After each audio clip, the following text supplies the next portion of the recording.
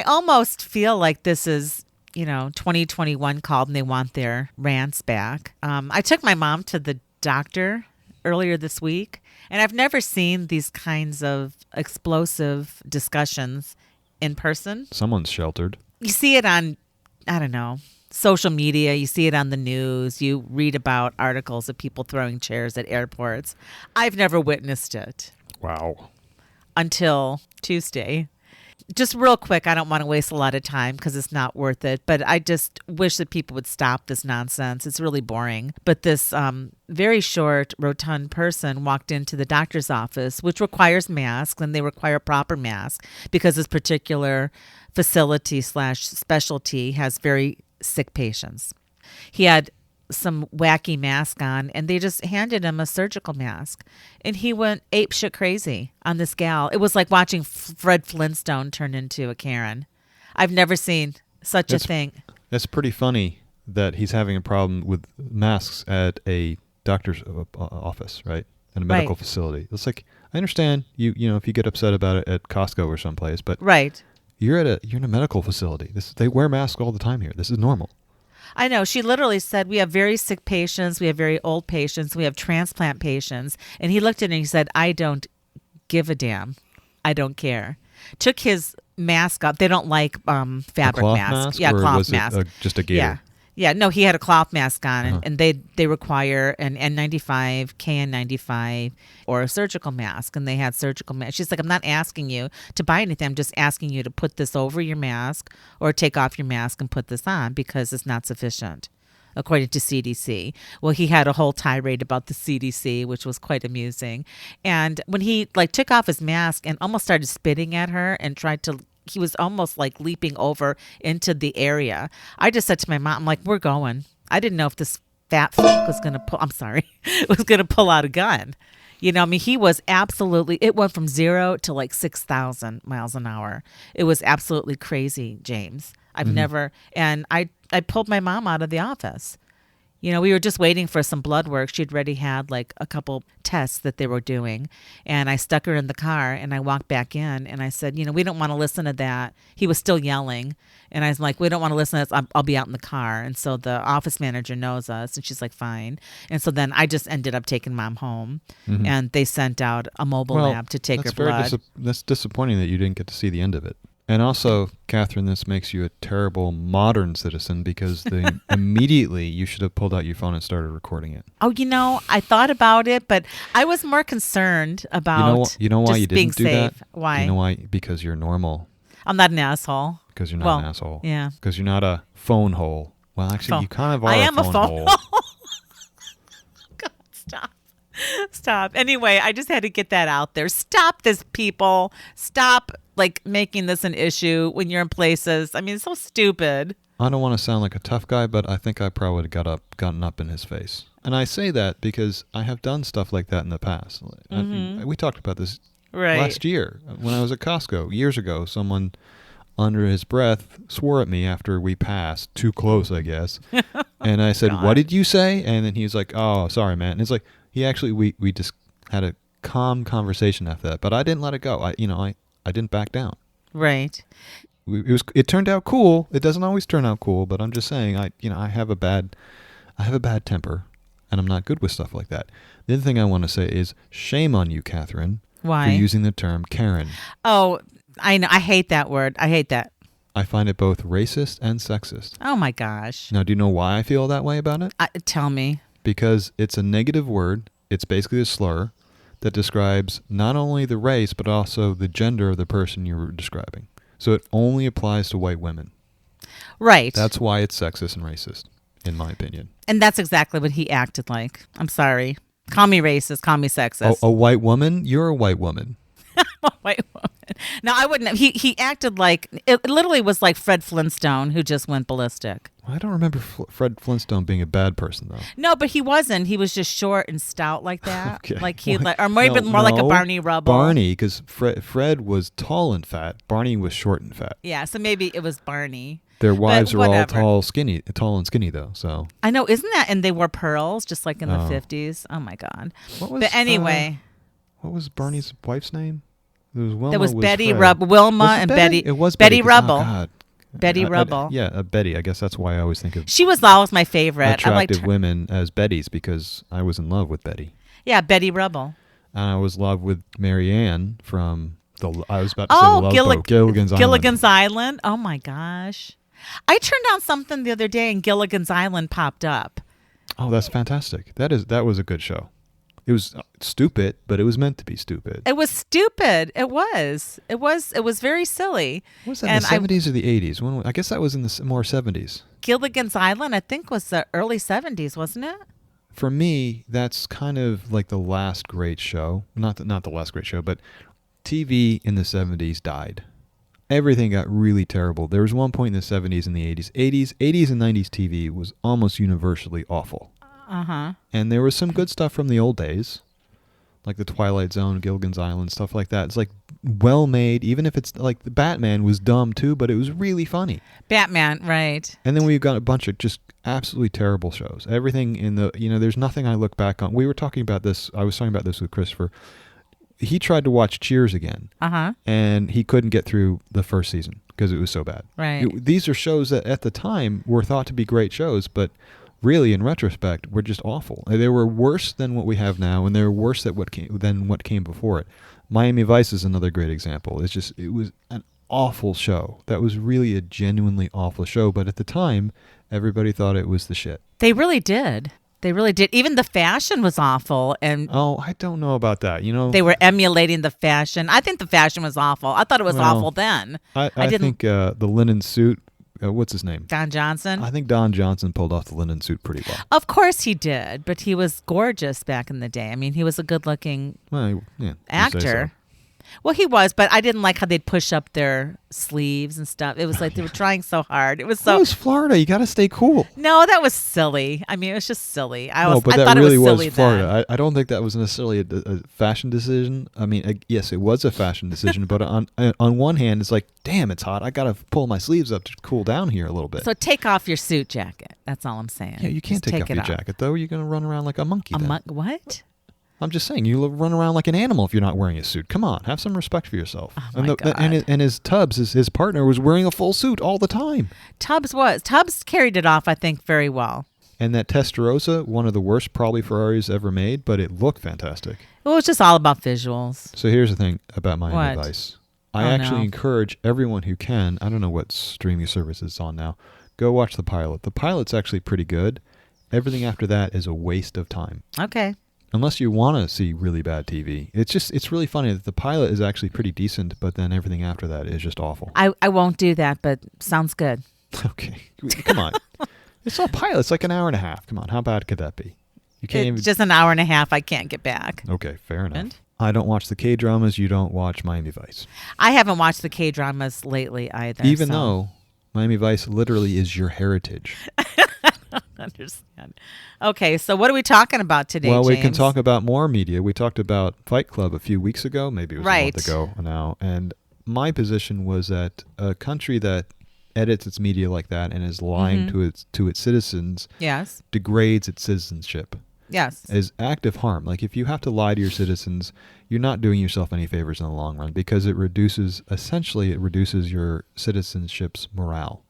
Right. And I think that this is being played out right now in the Russian-Ukrainian war, where you have the Russian forces who have a massive advantage in both men and equipment are getting their asses kicked. Okay. How is this big, massive force getting their asses kicked by a much smaller, much less well-armed force? I think it all comes down to morale. The Russians don't really want to be there, and the Ukrainians are literally fighting for their lives and their land. Yes, they are. The morale is just so much higher, and I know this is shocking to understand. None of everything comes down to the equipment you have or the numbers you have. It's really about how you use it, right? In the end, if you don't know how to use the equipment that you have, the equipment is useless. Right. They're still doing a great degree of damage, but I do agree with you that the morale... That's the thing. The original Russian plan was it would be a 2-day war. They'd be in Kiev in 2 days. They would kill Zelensky. They would destroy the government, and they would replace it with their own puppet government. That was the idea, because they would just roll this massive force in. They still haven't taken Kiev.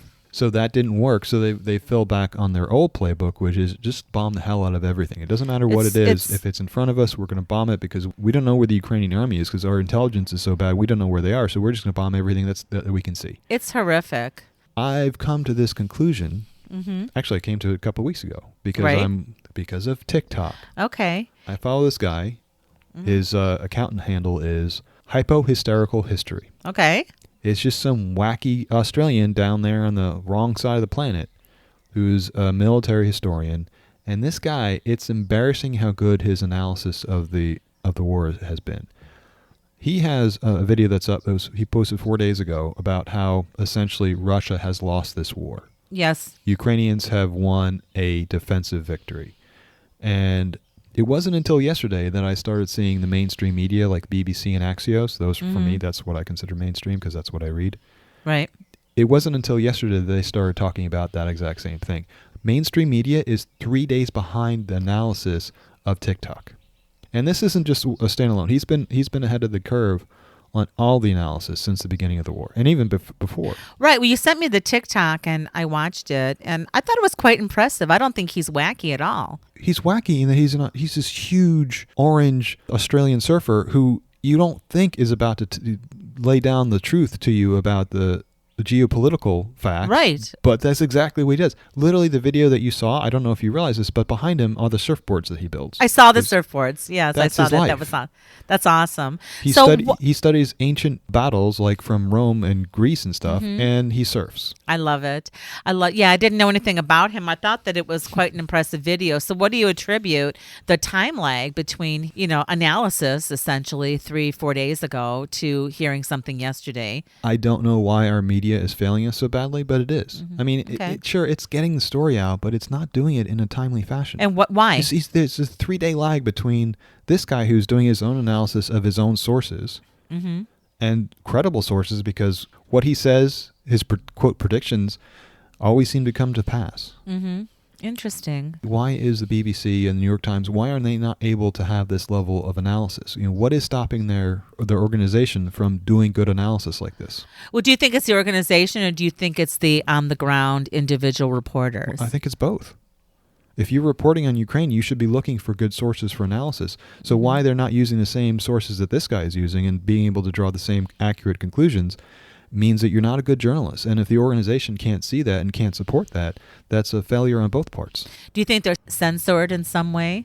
I wouldn't think so. I mean, I would hope not. I don't know. I'm not a journalist. It could be that. I don't know. It's disappointing that I can find some random guy on TikTok that does a better job of analysis than the New York Times does. That's kind of disappointing. Right. Because he's not getting paid to do this. Right. I'll actually download TikTok now and start following him. Well, him, yeah. You have to be super careful with TikTok. Yeah, I'm not suggesting you use TikTok or Facebook as your main news source, but if you find someone trustworthy, and I followed this guy for at least a year, so I know I have a long record with him, so he's built trust with me. So it's not the kind of thing you can just jump on and assume that everything you see is going to be correct, because a lot of it's crap. A lot of it's wrong. Half the people I follow are reporting on news or science or stuff like that. The other half spend their whole day debunking the other half of TikTok. Right. TikTok drains me, but I mean, if he has something good to say, I would be very selective and not take a lot of time, but look at his stuff. I feel the same way. I think there are good sources on social media, but you have to be quite selective. Very. And, I'm a YouTube person. I mean, not that I'm on YouTube. I just follow YouTube. I don't get my news from there. But there is a fellow I follow. It's Bo of the Fifth Column. And he does similar, very succinct, very good analysis of situations. And I haven't looked at any of his stuff like in the last several days to see how he's documenting this situation in Ukraine. But there are sources out there that are reputable and interesting. Trustworthy. Yes.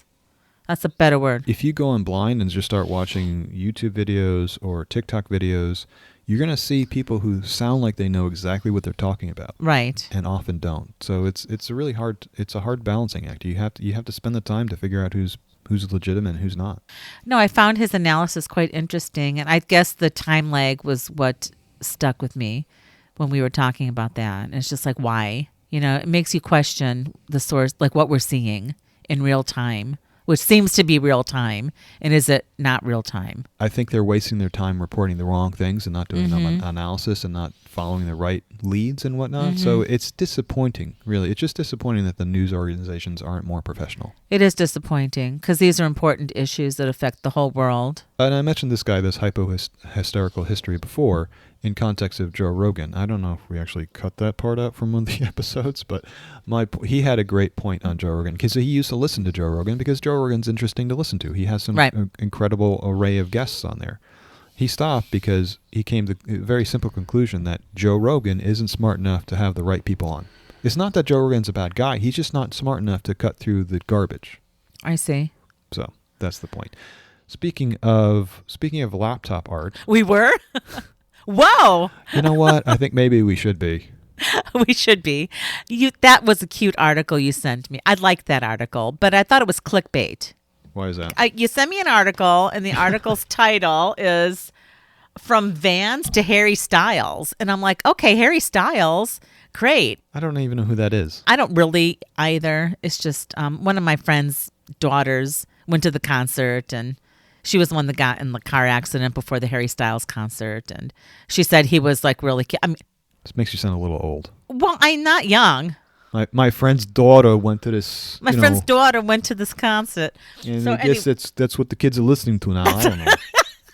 I don't know. But Harry Styles is not from my generation or yours either, or ours, we're or whatever. We're the same generation, so. Yes. Anyway, that's not the art. That was not the title of the article. The title of the article was Laptop Art from Vans to Harry Styles. From Vans to Harry Styles, and I was expecting to see a picture of Harry Styles. Well, did you look at every single? I did. I didn't see Harry. But anyway, they never referenced Harry Styles. I'm seeing Medusa in one of these pictures now. Uh-oh. Anyway, so I'm sorry. Let me explain. Okay, explain. BBC article, this supposed, we'll get back to this name, but this supposed photography student at Falmouth right. in Exeter University. Mm-hmm. Oh, they share the same the library, so he's in the shared library. Yeah. His name is Thorsten Molnar. Thorsten Molnar. I can't pronounce these goddamn Danish names, but we'll get back to the name later. But anyway, it's a photography student who is photocopying the laptops of his schoolmates. So if he sees an interesting laptop covered in stickers, he asks the student to go take it to the photocopier, the color photocopier, and he makes basically what is a perfect reproduction of it because there's no distortion. It's just flat out scan, which is really kind of nice.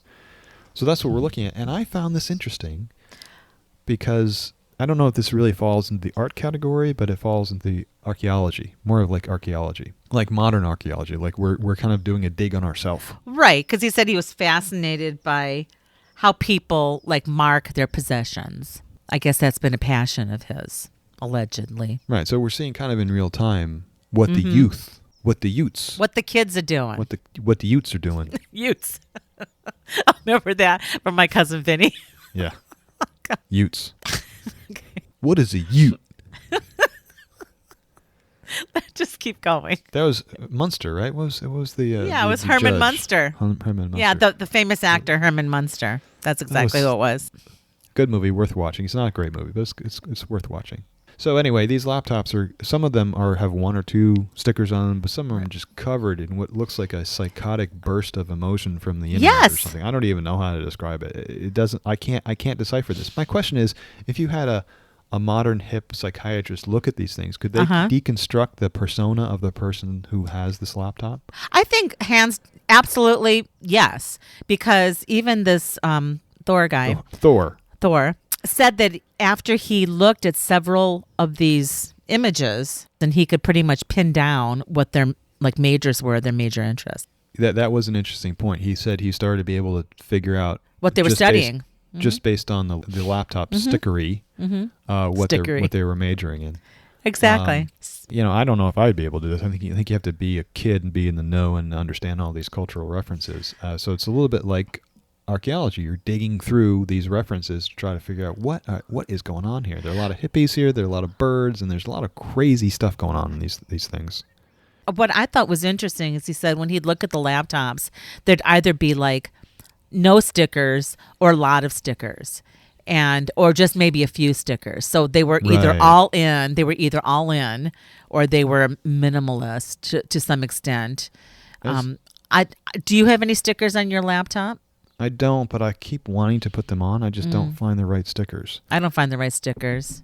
I do have one that I almost put on, but the other problem is I have an older MacBook and it has the curved surface, and I'm too much of a perfectionist to put a flat sticker on a curved surface because I know it's not going to quite fit. Right. Kind of bubble or crump, and then you'll get air underneath it, and then dirt, and it's gross.